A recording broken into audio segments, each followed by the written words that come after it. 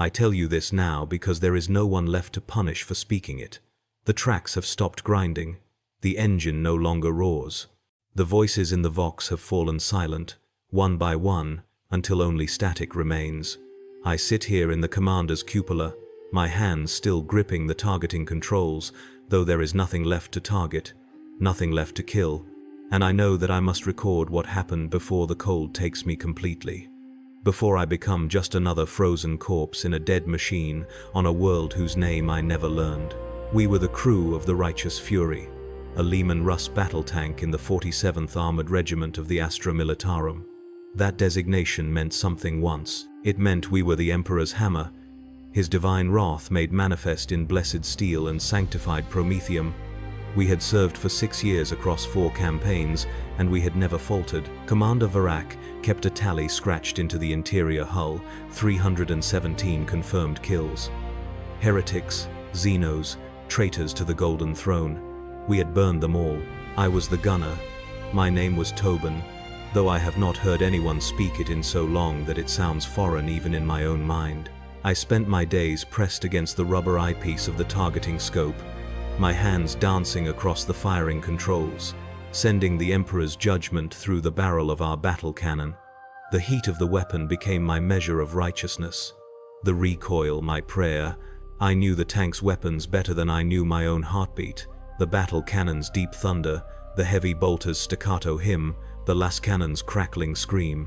Each had its own voice, and together they sang the Imperium's eternal song of death. Varak commanded from the cupola, his scarred face always set in an expression of grim determination. He had survived 23 years in the Guard, an impossible feat that earned him either respect or suspicion depending on who you asked. His left hand was augmetic, crude steel fingers that clicked when he manipulated the Vox controls. He had lost the original to frostbite on a world called Nivius Prime, or so he told us during the long hours of transit between war zones. The driver was Kellen, a silent man who communicated mostly in grunts and nods. His entire existence focused on the twin control levers that guided our multi-ton beast across whatever hellscape command threw us at. He had driven through minefields, across rivers of promethium fire, over mountains of corpses. Nothing shook him. The loader, Praxis, was youngest among us, barely 19 Terran standard years, his arms corded with muscle from endlessly hauling shells into the cannon's hungry breach. And there was Mikkel, who manned the Vox and secondary weapons, his voice the only link between our steel world and the orders that came from command. We were not friends. The Guard does not encourage friendship. But we were brothers in the way that matters when your life depends on the competence of the men sealed in a metal box with you. We knew each other's rhythms, anticipated each other's movements, functioned as one organism dedicated to a single purpose, killing the enemies of mankind. The oath came about on the transit ship, the indomitable resolve, as we were being moved from one theater of war to another. We never knew the destination until we arrived. That was how it worked in the Guard. You went where you were told. You killed who you were told to kill. And if you survived, you did it again. The troop decks of the Resolve were massive cargo holds converted to house thousands of guardsmen and their vehicles. The air tasted of recycled moisture and machine oil, thick enough to coat your throat with each breath. Sodium lighting strips flickered constantly, casting everything in an unsettling yellow-white glare that made shadows jump and dance. The sound was worse. A constant mechanical drone punctuated by the grinding of the ship's ancient engines, the prayers of tech priests tending to the vessel's machine spirit, the endless murmur of 10,000 men confined in close quarters with nothing to do but wait. We were in our assigned area, performing the ritual maintenance that kept the Righteous Fury battle ready. I was inside the turret, cleaning the firing mechanisms of the battle cannon with consecrated oils, whispering the litany of reliable function as I worked. The smell of gun oil and incense mixed with the perpetual metallic tang of the ship's air. Praxis was checking ammunition in the storage racks, his lips moving silently as he counted. Mikkel was running diagnostics on the Vox system, his face illuminated by the green glow of the display screens. Kellen was somewhere underneath the tank, checking the track assemblies. Varak sat on the turret's edge, smoking one of his foul-smelling glow sticks, the ember glowing in the dim light like a tiny red eye. That was when the commissar found us. I heard his footsteps first, The distinctive crack of his boots on the metal deck, precise and measured. Everyone heard when a commissar walked. It was designed that way. The fear kept men in line more effectively than any weapon. I looked up from my work to see him approaching through the maze of parked vehicles and supply crates. He wore the standard uniform of the Officio Prefectus, black greatcoat, peaked cap, the golden aquila gleaming on his chest. His face was middle-aged and unremarkable except for his eyes, which were the pale blue of a frozen sky and completely empty of warmth. A bolt pistol hung at his hip, the weapon every guardsman learned to fear. Summary execution was not just a commissar's right, it was their duty when faced with cowardice or disobedience. Varak stood immediately, grinding his low stick beneath his boot. "Commissar," he said, his voice neutral and respectful. The rest of us stopped what we were doing, standing at attention. The commissar stopped in front of our tank, his gaze moving across each of us in turn. When his eyes met mine, I felt my spine straighten involuntarily.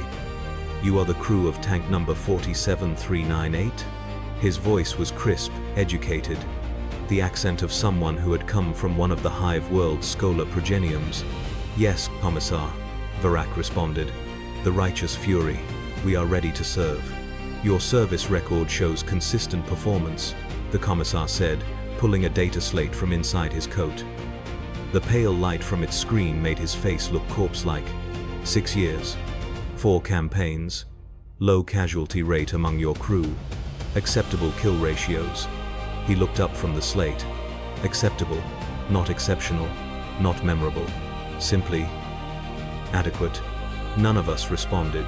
There was nothing to say. In the Guard, being unremarkable was often the key to survival. Those who sought glory tended to find early graves instead. "I am Commissar Drevik," he continued, slipping the data slate away. "I will be attached to your battalion for the upcoming campaign. Our destination is a frontier world experiencing an uprising of heretical cultists. The local defense forces have proved insufficient.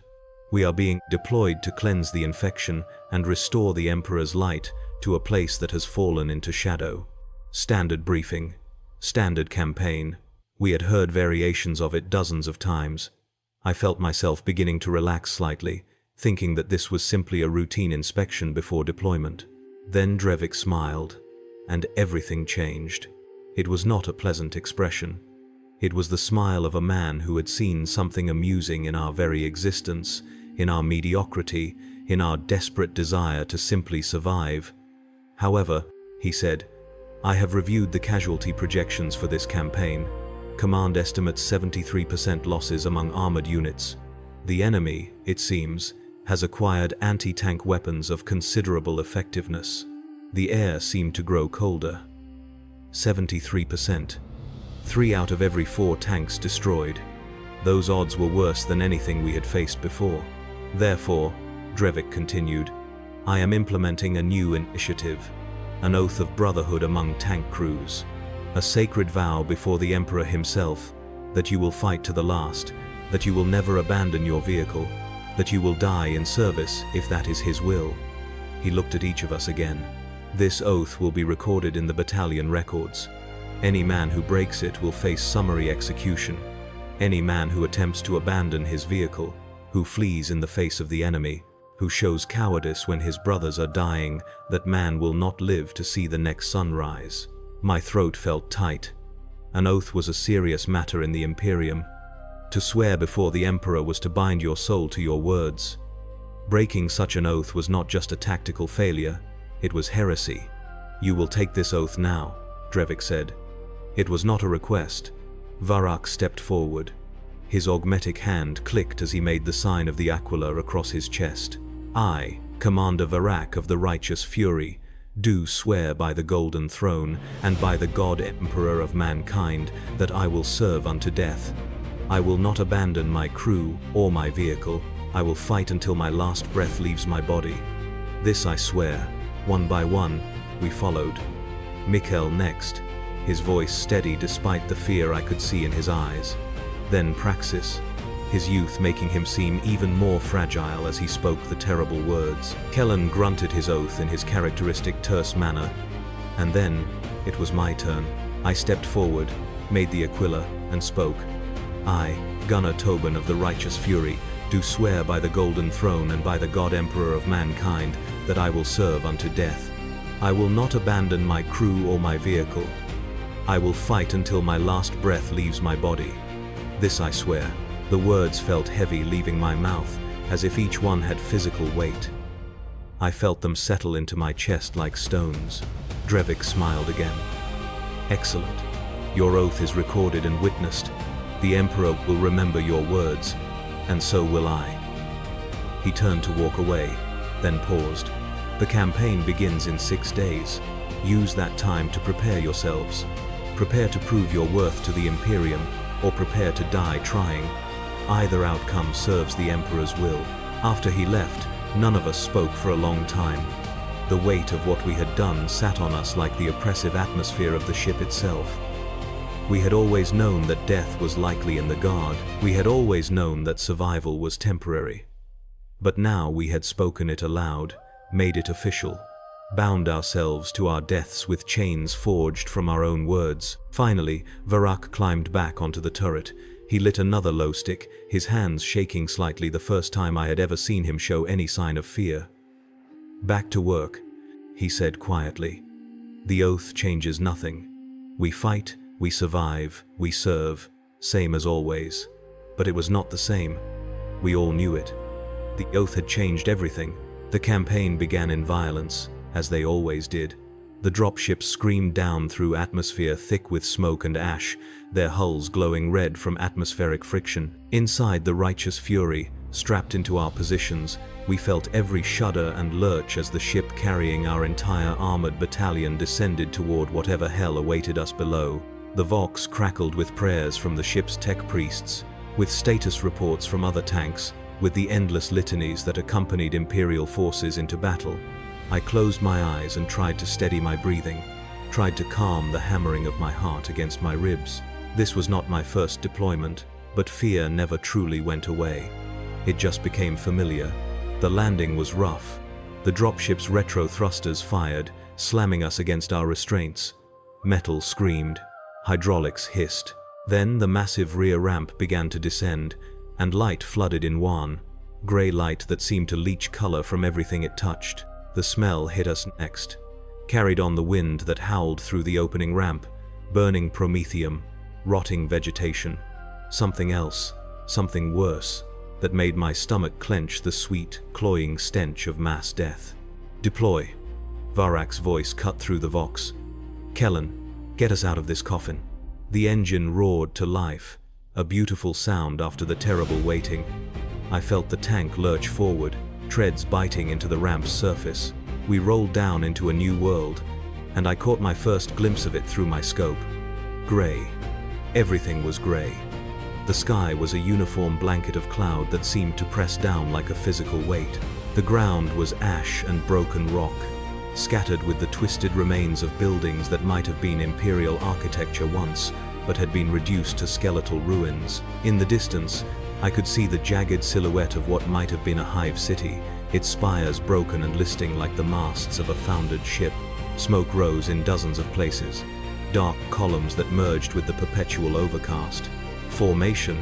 The Vox crackled with the voice of the battalion commander. All units, advance on bearing 327, maintain spacing, watch for anti-tank teams in the ruins. We moved forward, part of a long line of Lehman Russ tanks that spread across the devastated landscape like a steel tide. The ground shook with our passage. Through my scope, I could see other vehicles, Chimera transports carrying infantry, hellhounds with their terrible flame cannons, basilisk artillery pieces rumbling along in the rear. This was the Imperium at war, the full weight of humanity's wrath unleashed against those foolish enough to turn from the Emperor's light. For the first few hours, we encountered nothing. We rolled across the grey wasteland, crushing the remnants of what had once been civilization beneath our treads. Occasionally, we passed evidence of recent fighting, burned-out vehicles, both Imperial and enemy, their hulls still radiating heat. Bodies too, though I tried not to look at them through my scope. Some wore the uniforms of the local defense forces. Others wore robes marked with symbols that made my eyes hurt to perceive them. 8 pointed stars and other signs of corruption that had no place in the Emperor's realm. Contact. Mikhail's voice came through suddenly. Movement in the ruins. Sector 4. I swung the turret to the indicated bearing, peering through my scope. At first, I saw nothing but broken walls and shadows. Then, something moved, a figure darting between pieces of rubble. Then another, and another. They wore rags and scraps of armor, their faces painted with those same terrible symbols. Cultists, Varak confirmed. Hold fire, they're infantry, not worth the shells. We let the chimeras behind us deal with them. I heard the chatter of heavy bolters, the crack of lasguns. Screams carried on the wind, high-pitched and almost inhuman. The cultists died in their dozens, cut down by disciplined fire from guardsmen who knew their duty. We pressed on. The first real engagement came at what the data slate maps designated as Objective Gamma, a fortified position overlooking a vital supply route. The cultists had dug in among the ruins, using rubble and debris to create firing positions and obstacles. Through my scope, I could see makeshift barricades, earthworks, the ugly snouts of heavy weapons pointing in our direction. All units, line formation, the battalion commander ordered. Prepare for frontal assault. For the Emperor. For the Emperor. We responded in unison, and I felt my hands moving automatically across the firing controls, chambering a shell, adjusting elevation and windage, preparing to send his judgment into the heretics who had dared turn from his light. Fire! Varak commanded, and I squeezed the trigger. The battle cannon roared, the entire tank rocking with the recoil. Through the scope, I watched the shell arc across the grey sky and slam into a barricade, exploding in a fountain of fire and shrapnel that sent bodies tumbling through the air like broken dolls. The smell of spent propellant flooded the turret, acrid and familiar. Reload! I shouted, and Praxis was already moving, his young muscles straining as he hauled another shell from the rack and slammed it into the breach. Loaded! I fired again, and again. The world narrowed to the circle of my scope, to the targets that appeared and disappeared, to the sequence of actions that had become as natural as breathing a choir. Aim, fire, reload. The heavy bolter chattered, Mikhail sending streams of mass-reactive rounds into clusters of enemy infantry. The las cannon fired in bright strobing flashes, spearing through walls and barricades to reach the heretics cowering behind them. All around us, the other tanks fired as well, creating a symphony of destruction that rolled across the ruins like thunder. The cultists returned fire, small arms, heavy stubbers, even a few autocannons that sent tracer rounds screaming toward our positions. Most of it bounced harmlessly off our armor. We were the Emperor's wrath made manifest, and these heretics were nothing before us. It was almost easy, almost routine. Then the first tank died. I saw it through my scope. A Lehman Russ 3 positions to our left, call sign steel hammer. One moment it was firing, its cannon flashing. The next, something streaked out of the ruins, moving too fast to track properly. It struck the steel hammer's side armor and detonated. The explosion was massive, far larger than any rocket or missile I had seen before. The tank simply came apart, its turret lifting off and tumbling through the air while fire geysered from the ruptured hull. Secondary explosions followed as the ammunition cooked off. There were no survivors. 5 men gone in an instant. Evasive! Varak shouted. Kellen, get us moving. All units, they have advanced anti-tank weapons. Disperse and maintain mobility. But dispersing was difficult when you were part of a line formation, and mobility was limited when the ground was cluttered with rubble. Another streak of light, another explosion, another tank dead, its crew incinerated inside their steel coffin. I searched frantically through my scope, trying to locate the source of the weapons. There, a flicker of movement in a collapsed building. I fired without waiting for Varak's command, sending a high explosive shell into the structure. It collapsed entirely, burying whatever had been inside. Good kill, Varak said, but his voice was tight. Keep scanning. These bastards are using hit-and-run tactics. We pushed forward, more cautiously now. the formation ragged as individual tanks sought cover and firing positions. The cultists melted away before us, falling back into the deeper ruins. We pursued, because those were our orders. But every advancing meter felt like walking into a trap. Another tank died, and another. The Vox filled with panicked reports, with calls for support, with the death screams of crews burning inside their vehicles. The casualty projections were proving accurate. 73% losses, Commissar Drevik had said. We were well on our way to meeting that number, but we could not stop. We could not retreat. We had sworn an oath. Night fell, and we were still advancing, still fighting. The Imperium does not rest, simply because the sun has set. We had searchlights, amplification scopes, the blessings of the Omnissiah to guide our weapons in darkness. The cultists had the night, and they used it well. They seemed to multiply in the shadows, appearing from nowhere to fire their terrible weapons, and then vanishing before we could respond effectively. We lost 7 more tanks that night. By the time grey dawn broke across the ruins, our battalion had been reduced from 43 operational tanks to 28. 15 crews dead, 75 men gone. The righteous fury had survived through a combination of luck and Kellen's instinctive ability to position us behind whatever cover was available, but we could all feel the noose tightening. All units, hold position, the battalion commander ordered, his voice showing the strain of the endless fighting. Resupply in 1 hour. Prepare for continued advance. We sat in our tank, too exhausted to speak, listening to the sounds of war that never truly stopped, even during pauses in the fighting.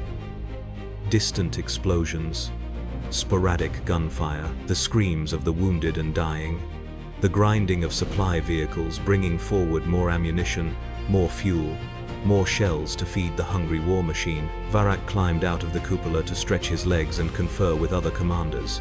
Through the vision blocks, I watched him speak with other survivors, saw the grim expressions on their faces. They knew what we all knew: we were dying slowly, ground down by an enemy that refused to fight in the open, that used the terrain and darkness to offset our advantages in armor and firepower. When Varak returned, his face was even more haggard than before. "Command says we're making good progress," he said, his voice flat. "Says we've inflicted significant casualties on the enemy. Says we'll have this world pacified within a week." None of us believed it. Command always said things like that. Command lived in strategic data slates and tactical displays, where deaths were just numbers and tanks were just icons on a map.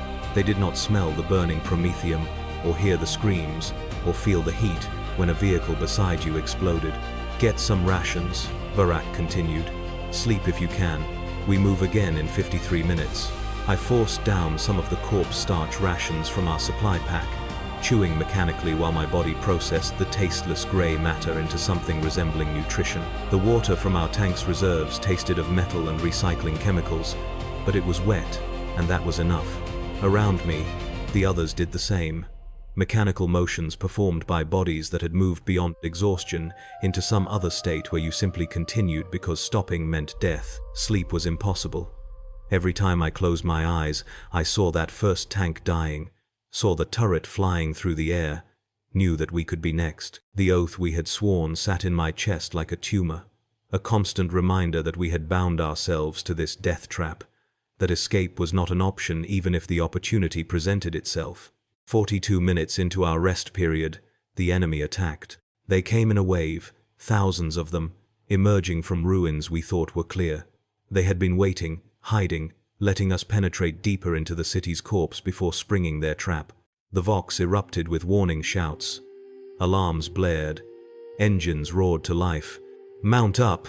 Varak screamed, and we scrambled for our positions. I barely had time to seal my hatch before the first impacts hammered against our hull. "All units, defensive formation," the battalion commander ordered. "Hold your positions. Do not let them breach the perimeter." We fired until the battle cannon's barrel glowed cherry red, until the heavy bolter's coolant system screamed warnings, until shell casings filled the turret floor, ankle deep, and the air became too thick with smoke and propellant fumes to breathe. The cultists came in waves, seemingly endless, throwing themselves at our guns with fanatical disregard for their own lives. We killed them in their hundreds, their thousands, painting the grey ash red with their blood. But they had those terrible anti-tank weapons, and they used them with devastating effect. I watched 5 more tanks die in as many minutes, each one a fireball in the grey dawn, each one taking 5 souls back to the Emperor, if the Emperor still watched this forsaken place. "We need to fall back," someone screamed over the vox. "We're being overrun." "Hold position!" the battalion commander roared. "Any man who retreats will be executed for cowardice. You have your orders. You have your duty. For the Emperor." We held. Not because we wanted to, but because we had no choice. The oath bound us. The threat of execution bound us. And perhaps, deep down, the desperate hope that the Emperor might still deliver us bound us most of all. The assault lasted for 3 hours. When it finally broke, when the last screaming cultists were cut down or retreated into the ruins, we counted our losses. 36 more tanks destroyed. The battalion had been effectively annihilated. Of the 43 vehicles that had deployed 3 days ago, only 7 remained operational. We were one of them, but victory, such as it was, felt hollow. We sat among the burning wrecks of our fallen comrades, breathing air that tasted of death, knowing that this was only the beginning. The campaign would continue. Command would send us forward again and again until we joined the others or until the last cultist was dead. Those were the only 2 possible endings. I thought about the oath, about the words we had spoken. I had never wanted to be a hero. I had never wanted glory. I had only wanted to survive. But we had surrendered even that modest hope when Commissar Drevik made us swear before the Emperor. "Check ammunition," Varak said quietly. "Check fuel, check systems. We keep fighting." Because what else could we do? The days that followed blurred together into an endless nightmare of grinding treads, roaring cannons, and dying men. We advanced deeper into the ruined hive city, each meter bought with blood and shells. The cultists fought like men possessed, which we began to realize they were. We started finding shrines in the ruins, places where they had gathered to worship powers that should not be named. The symbols painted on walls and carved into flesh made my eyes water and my stomach turn. This was not simple rebellion, this was corruption. The kind that infected souls and twisted men into something less than human. The commissars moved among us like black-clad angels of death, executing any man who showed signs of corruption, fatigue, or fear. We watched guardsmen dragged from their vehicles and shot for crimes as simple as questioning orders or suggesting tactical retreats. Drevik was the worst of them, his pale eyes always watching, his bolt pistol always ready. He seemed to take pleasure in the executions, in the absolute power he held over life and death. The battalion continued to shrink. 7 tanks became 5, 5 became 4. Each loss meant we absorbed the survivors if there were survivors, and pushed forward with cobbled-together crews. We took on a replacement loader when Praxis caught shrapnel from a cultist's grenade. The new man's name was something I never bothered to learn. He died 2 days later, when a rocket penetrated our side armor and filled the crew compartment with superheated plasma. We pulled his charred body out and threw it onto the pile of corpses accumulating in our wake. By the time we found another loader, a tank driver whose entire crew had been killed, I could not even remember what Praxis had looked like. The righteous fury began to break down. The engine developed a persistent knock that the tech priests could not fix. The turret traversed motor ground and stuttered. The Vox system's reception became intermittent, filled with static and strange whispers that might have been interference, or might have been something worse. We patched and repaired and prayed, performing the rituals of maintenance like desperate supplicants at a dying god's altar. We stopped sleeping. Not because we did not want to, but because when we closed our eyes, we saw the faces of the dead. Every crew member we had lost, every tank that had burned. The numbers haunted us. The oath weighed on us like chains forged from guilt and obligation. On the 8th day of the campaign, we reached what Command designated as the primary objective, a massive shrine at the city's heart, where the cultists had established their spiritual center. It was a grotesque structure, a perversion of imperial architecture where Gothic spires had been twisted into shapes that hurt to look at directly. Banners hung from the towers, emblazoned with the symbols of the ruinous powers. The very air around it seemed thick and wrong, pressing against my skin like oil. All units. The battalion commander's voice crackled over the vox. This is the final objective. We destroy this abomination, and we break their will. For the Emperor, for humanity. Advance. We advanced. 4 tanks now, the Righteous Fury and 3 others, call signs lost to my memory. 4 tanks against a fortress held by thousands of fanatics who had nothing left to lose. The mathematics of it were absurd, but we had sworn an oath. We had promised to fight unto death, and the Emperor, it seemed, intended to collect on that promise. The cultists met us with everything they had. The anti-tank weapons we had learned to fear appeared from every window, every doorway, every pile of rubble. Rockets and missiles filled the air, creating a lethal web of fire that we had to navigate. The first tank made it perhaps 50 meters before it was struck simultaneously by 3 different weapons. It exploded so completely that pieces of it rained down on us as we pushed past the burning hulk. "Keep moving," Varak screamed, but his voice broke halfway through the words. I fired the battle cannon again and again, the barrel now visibly warped from overheating but still functional, still killing. Mikhail's heavy bolter had jammed, so he worked frantically to clear it, while last bolts and stub rounds pinged off our hull. The new loader, was his name Draven? Did it matter? Hauled shells with mechanical efficiency, his face blank and empty, all emotion burned away. Another tank died, then the last one besides us. We were alone now, the Righteous Fury rolling forward through a storm of fire, our armor scarred and pitted, our systems failing, but still advancing, because we had sworn an oath, and because the alternative was execution by our own commissars. We reached the shrine's main entrance, a massive archway carved with obscenities. I put a shell through it, blasting the heavy doors inward. Cultists poured out like insects from a disturbed hive, and we killed them with mechanical precision, firing until our weapons ran dry, and then running them over beneath our treads. "Dismount," Varak ordered, his voice barely recognizable. "We finish this on foot, plant the charges, blow this den of corruption to bedrock." It was madness. We were tank crew, not infantry. But we were also guardsmen, and guardsmen obeyed orders. We climbed out of the Righteous Fury, our legs shaking from days of confinement, our bodies stiff and aching. Each of us carried melter charges, enough explosive to reduce the shrine to rubble. The fighting inside was close and brutal. Las pistols and combat knives against cultists wielding improvised weapons and their terrible faith. I do not remember much of it. I remember screaming. I remember blood, mine and theirs. I remember the smell of burned flesh when Mikhail's last pistol overheated and exploded in his hand, taking his fingers with it. I remember planting charges while Kellen and the new loader held doorways, fighting with the desperate strength of men who knew they were already dead. We made it back to the tank. Somehow, we all made it back. We sealed the hatches, and Kellen gunned the engine, driving us away from the shrine as fast as our damaged vehicle could move.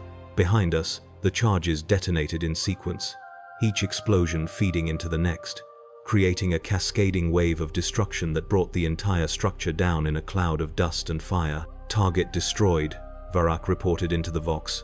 "The shrine is gone." "Acknowledged, Righteous Fury," came the response, not the battalion commander's voice, but someone from regimental command. "You are ordered to withdraw to Rally Point Theta. Reinforcements are being deployed. Your battalion's mission is complete." Complete. As if that word meant anything when everyone else was dead. As if we had won something other than a few more hours of life. We drove in silence through the ruins, navigating by dead reckoning since our navigation systems had failed days ago. The grey sky pressed down on us. The smell of death filled every breath, and in my mind, I kept thinking about the oath, about how we had promised to fight unto death, and wondering if perhaps death was the only victory any of us would ever know. We found Rally Point Theta 2 hours later, a cleared space where supply vehicles and infantry were establishing a temporary base. We rolled into the perimeter and finally stopped. The engine's death rattle faded to silence. The endless motion ceased. We were still alive. Commissar Drevik was waiting for us. He stood beside our tank as we climbed out, his pale eyes taking in our condition, the blood-soaked uniforms, the burns, Mikhail's ruined hand wrapped in filthy bandages. "The crew of the Righteous Fury," he said. His voice held something I could not quite identify. Not respect, not pride, something else. "Alone you destroyed the primary objective. Alone you survived when all others fell." None of us responded. "What was there to say? You honored your oath," Drevik continued. "You fought unto death, as you swore. The Emperor has seen your service, and he is pleased." I almost laughed. Almost. We had not fought unto death. We had fought until the objective was destroyed, until our orders were complete. We were alive, which meant we had somehow failed to properly fulfill our oath. But I was too exhausted to care, too broken to argue. "Rest," Drevik said. "Repair your vehicle. You will be assigned a new battalion and new orders within 3 days." We staggered to the supply area, drew rations and water, found a quiet corner to collapse. None of us spoke. Varak lit one of his glow sticks with shaking hands. Kellen stared at nothing. Mikhail cradled his wounded hand. The new loader, I never did learn his name, sat with his back against a wall, his eyes closed but clearly not sleeping. I tried to feel something. Relief at surviving, pride at completing the mission, grief for the fallen. But there was nothing inside me except a vast emptiness, a hollow space where emotions should have been. 3 days passed in a blur of maintenance and medical treatment. The Righteous Fury was repaired. More or less the tech priests performed their rituals and prayers, replacing damaged components and blessing the machine spirit. We received new ammunition, new fuel, new supplies. The army machine rolled on, feeding us into its maw and preparing to deploy us again. The new orders came on the 3rd day. We were being assigned to a fresh battalion, other survivors like us. The remnants of destroyed units cobbled together into a fighting force. We would be deploying to a new combat zone on another part of the world. More ruins, more cultists, more death. We could refuse, Mikhail said quietly that night. His hand was healing slowly, the burned flesh knitting back together with the help of basic medical treatment. "Say we're unfit for combat, request reassignment, and be shot for cowardice," Kellen grunted. "Maybe that would be better," Mikhail said. "One shot, quick, better than burning inside the tank." "No," Varak said, his voice hard. "We took an oath. We serve until death, but we do not seek death. We fight, we survive. That's what guardsmen do." I said nothing. The oath sat in my chest like a cancer, growing heavier with each passing hour. I had thought, foolishly, that destroying the shrine would be the end of it, that we would be released from service, that our proven courage would earn us some kind of rest. But there was no rest in the Guard. There was only fighting and dying, over and over, until you could not get up again. The deployment came on schedule. We loaded the Righteous Fury into a transport ship, strapped ourselves in, and felt the familiar sensation of ascent and acceleration.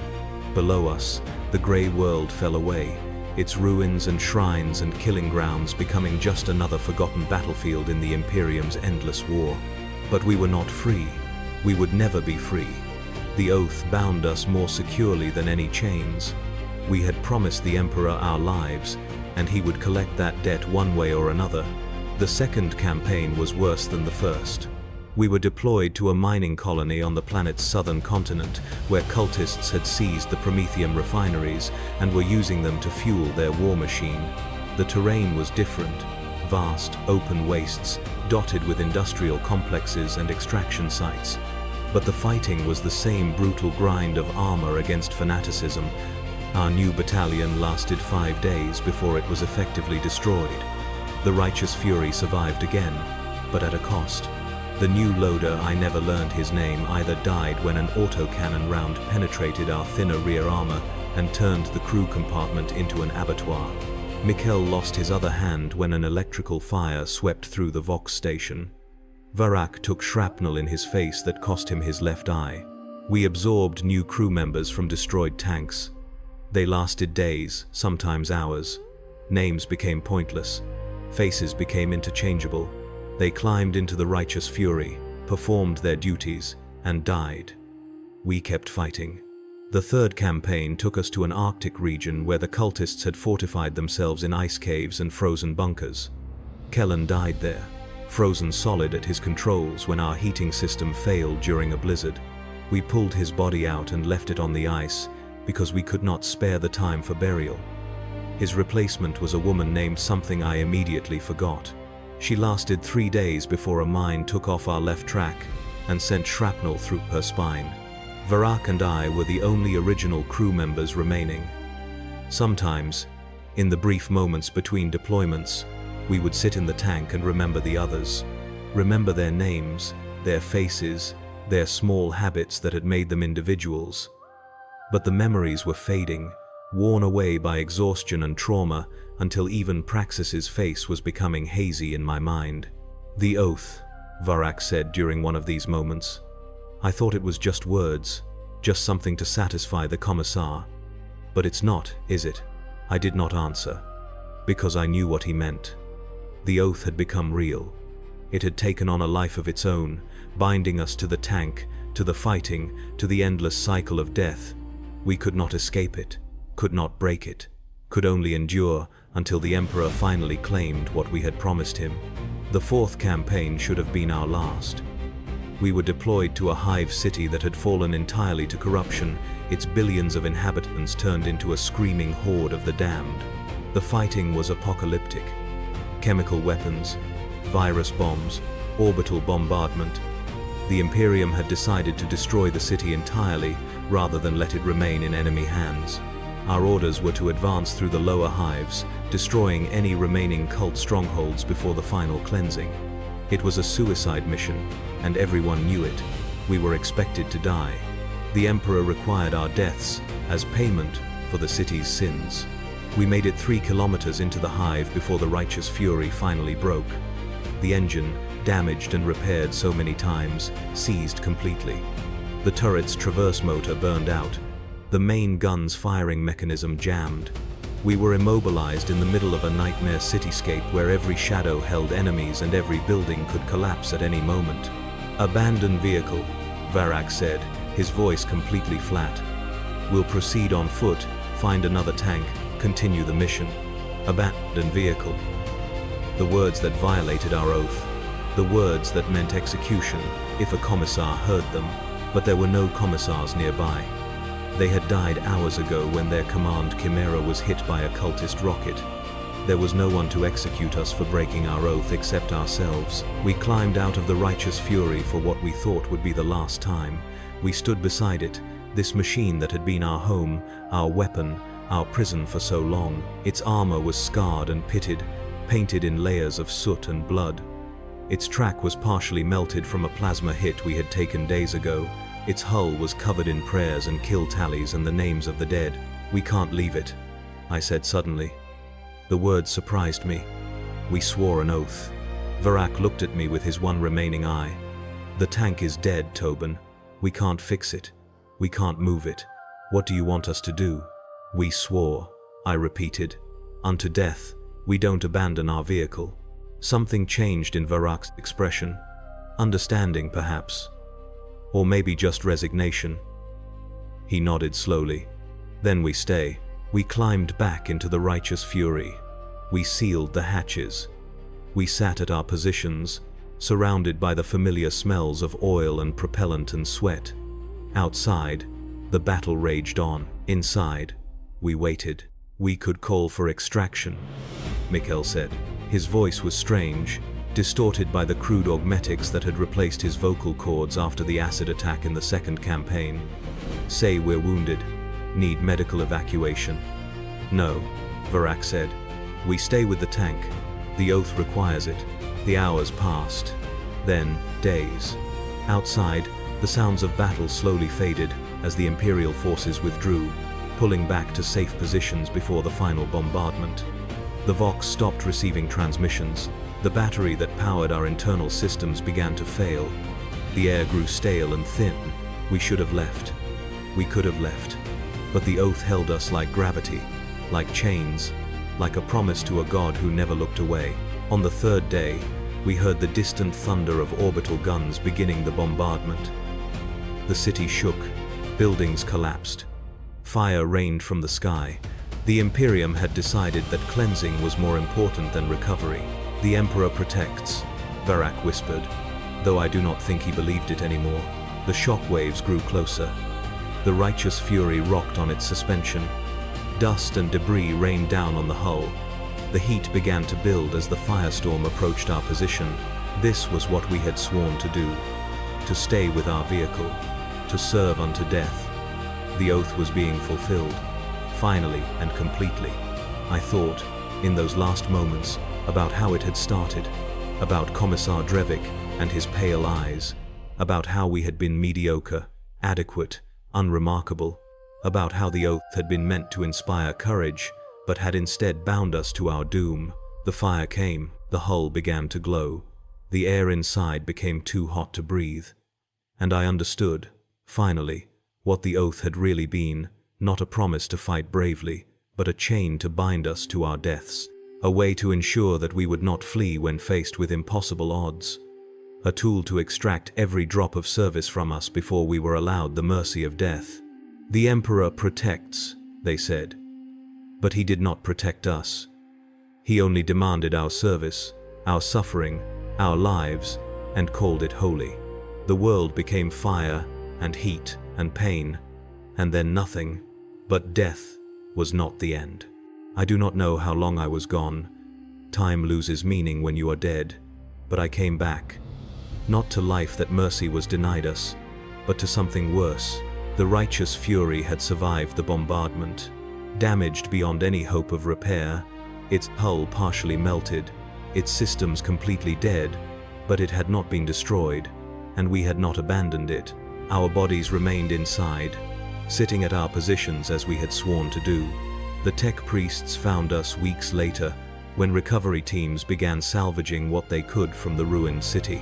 They opened the righteous fury's hatches and discovered us dead, but not decomposed, preserved by the hermetic seal of the vehicle and the strange energies that had pervaded the city during its final hours. We should have been given burial rites. We should have been honored for fulfilling our oath. But the Adeptus Mechanicus saw something else in our bodies. They saw potential. They saw resources. They saw flesh that could be repurposed for the Omnissiah's glory. They took us to their forge complexes. They opened our bodies and removed what little remained of our humanity. They replaced organs with machinery, nerves with wire, blood with sacred oils. They turned us into servitors, lobotomized cyborgs, programmed to perform simple tasks endlessly, without thought or will or consciousness. Except something went wrong with me. Some error in the process. Some quirk of the corruption that had saturated the city. Some final curse from the oath we had sworn. I remained aware, locked inside a body that was no longer mine, unable to speak or move except as my programming dictated, but conscious, aware, trapped. They installed me in a new tank, a replacement Lehman Russ that needed a gunner. I sit at the firing controls now, my dead flesh fused with the metal, my eyes no longer truly eyes connected to the targeting systems. I fire when commanded. I kill the Emperor's enemies because that is what I was programmed to do. I fulfill my oath. Unto death, we swore. But death was not the end. Death was just another form of service. I have been this way for months now, or years, or decades. I cannot tell. We are fighting on another world whose name I do not know. The tank's crew, living men with beating hearts and breath in their lungs, do not know that I am aware. They treat me as a machine, another component of the vehicle, no more sentient than the engine or the treads. Sometimes, through the targeting scope that is now my only vision, I see other servitors. Former tank crew, former infantry, former servants of the Imperium, who have been recycled into new forms of service. I wonder if any of them are aware like me. I wonder if Varrock or Mikkel or Kellen might be somewhere out there, trapped in their own mechanical prisons, still fulfilling the oath that doomed us, the oath unto death. But in the Imperium, death is no escape. Service continues, duty continues. The Emperor demands everything, and he receives it. I fire the battle cannon. The tank rocks with recoil. Another enemy dies. The cycle continues. I understand now what Commissar Drevik's smile meant. That day he made us swear. He knew that in the Imperium, oaths are chains that bind not just in life but in death and beyond. He knew that by making us swear, he was ensuring that we could never escape service, never find rest, never be free. The Imperium does not waste anything. Not fuel, not ammunition, not even the souls of the dead. We are all servitors, in the end. Some of us just keep our flesh longer than others. The tank rumbles forward toward new battles, new enemies, new deaths that will feed the Imperium's insatiable hunger. And I fire the cannon because that is what I am programmed to do, because that is what the oath requires, because in the grim darkness of the far future, there is no peace, only war, only service, only the eternal fulfillment of oaths that doom entire tank crews and trap them in cycles of death and resurrection and torment that never end. I was Gunner Tobin of the righteous fury. I swore an oath unto death, and in the Imperium, death is just the beginning.